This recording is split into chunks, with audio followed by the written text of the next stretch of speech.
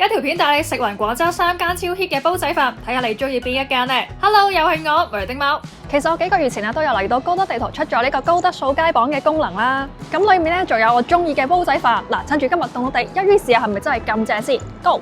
榜首咧就係推介位於呢間陳家祠附近嘅超記煲仔飯，要做一個臘味拼煲仔飯。表面咧見到用料好足啦，而且啲飯香噴噴啊，底下咧仲有招牌嘅金黃色飯焦，淋埋啲豉油撈埋一齊食咧，天氣凍食落去真係覺得好滿足、好飽腹啊！同埋呢啲咧臘肉咧好肥啊，哇！最啱而家天氣凍嘅時間食啊！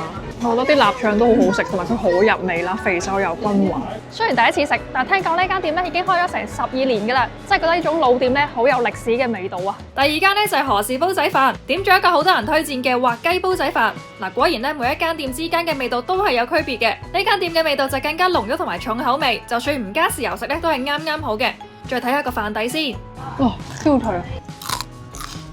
真係好厚好脆嘅飯焦，你中意食飯焦食呢度，你呢度食啊！咁而且店裏邊都有追煲可以嗌喎，嗱，追煲咧都係上榜嘅特色喎。咁食咗2間咧，中場休息下先啦。經過楊濤飲杯啡，咁最近咧好中意路環嘅手打咖啡啊。第3間咧就係芳村嘅銘泰煲仔飯，呢間店喺芳村咧都係比較熱門啦，起碼開咗超過10年啦。簡簡單單嗌個牛肉窩蛋飯試下味先。